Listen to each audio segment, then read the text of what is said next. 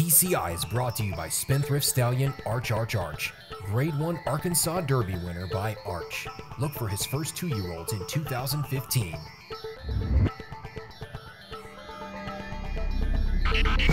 Welcome back to TCI, your inside track to the Triple Crown. Alongside Joel Cunningham, I'm John Siegel. Well, Joel, we have a huge weekend of racing. You know, last weekend they said was Super Saturday, but this is really, it's probably the most influential weekend of Kentucky Derby prep so far this year. But let's recap last weekend. You know, we had the Florida Derby, we had the Louisiana Derby, and the UAE Derby. Let's start off with the Louisiana Derby. International star. I mean, this horse, he looks like he is a star. He just keeps getting it done down there. Yeah, he absolutely does. We'll go right now to the stretch run here, the Louisiana Derby, and take a look. I mean, a horse that's just won the entire winter down Louisiana. He has the off-the-pace style, John. Certainly, I don't think distance is going to be a problem. I do question the quality of horses he's been beating. You see Stanford here getting loose on the lead for Todd Pletcher. I definitely don't think he's a first or second string Pletcher colt, but he is really game to the wire here, almost pulls this victory off. But International Star, the local horse you see running by here late, swaps over to his wrong lead there, but finishing up here. I will say this about International Star. He's not running fast. He hasn't beat a whole lot this winter, but he keeps on taking care of business, John. And one thing about Fairgrounds is, as far as the winter meets go, it plays the closest to Churchill Downs in terms of the style of track with the turns, the stretch, and the surface. So I definitely think, and you've seen this race have some impact in recent years with long shots. Right. We can think of Commanding Curve last year, Golden Soul the year before that.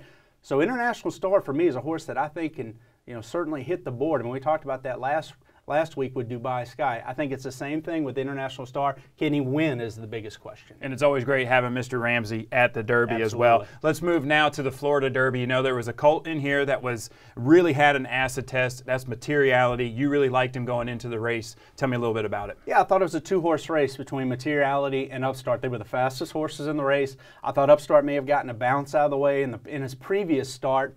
But this little colt, I tell you what, Upstart is game as the day is long, but he has run mighty hard this winter, John. And you really have to start to wonder what's left in the tank. We'll go to the Florida Derby race replay here.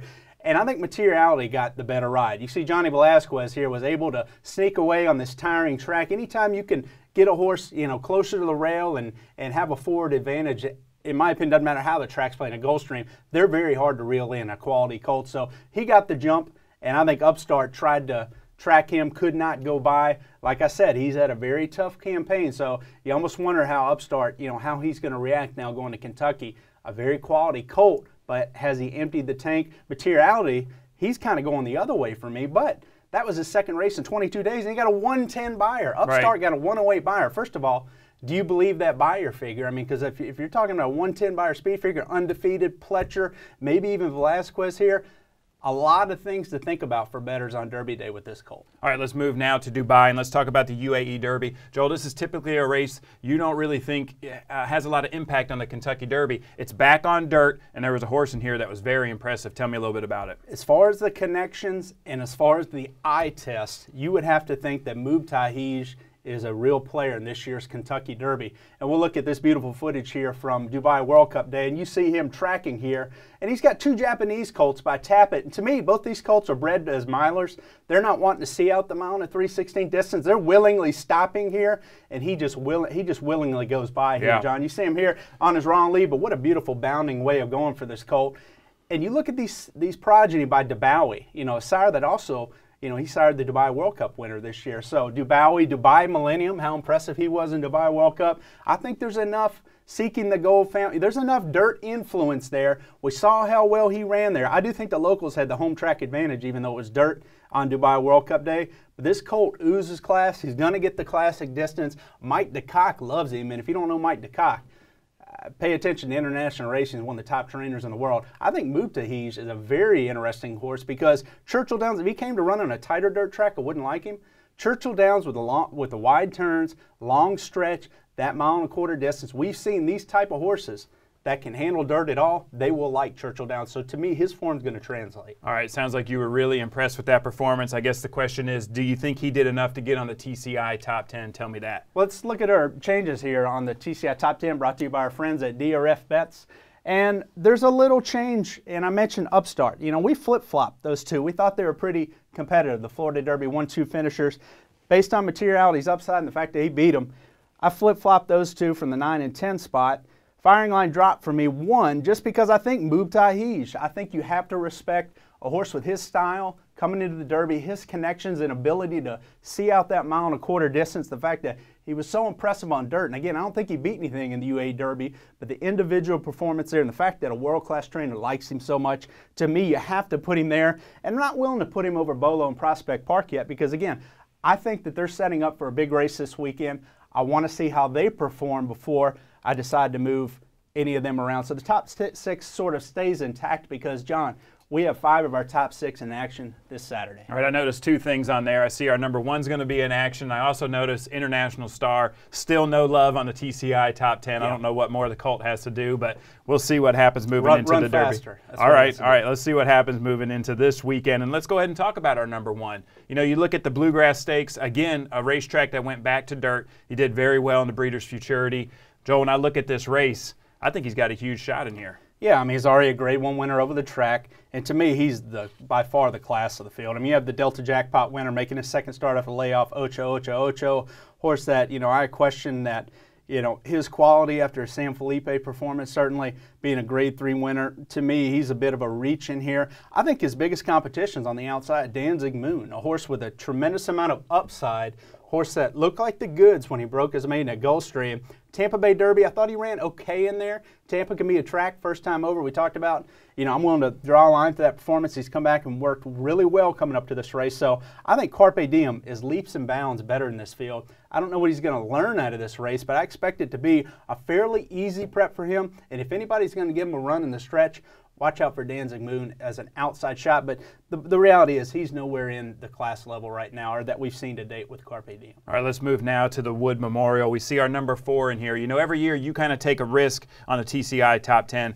For me, I think Daredevil is kind of that horse that you have further up. You know, you got him in at number 4 right now on the TCI top 10. A lot of people think that he doesn't want to get that distance. What do you think about him in the Wood Memorial? Well, it's disappointing we don't see Far From Over in here. A horse that, you know, again, missed a work at the beginning of March, and he skipped the Gotham. And I really question what was going on there with him. And I don't know if it was anything related to his hind end injury that he suffered, but unfortunately, that's a quality colt with real classic credentials. You look at his overall profile, really a promising colt that you knew was going to love the classic distances that now certainly attrition takes hand here. And we saw that with Texas Red too, another quality closer. So it's unfortunate now, and every year we sort of see this happen, but we've only had a couple colts fall off. So I'm a little disappointed we don't see Far From Over in here, but I think Todd Pletcher still has the best colt in the race. And I do think Daredevil, John, you just mentioned, break him from the outside and a relatively compact field here. I just love his quality, and to me, he strikes me as a colt that he's not a big, heavy barrel of a horse like Verrazano was.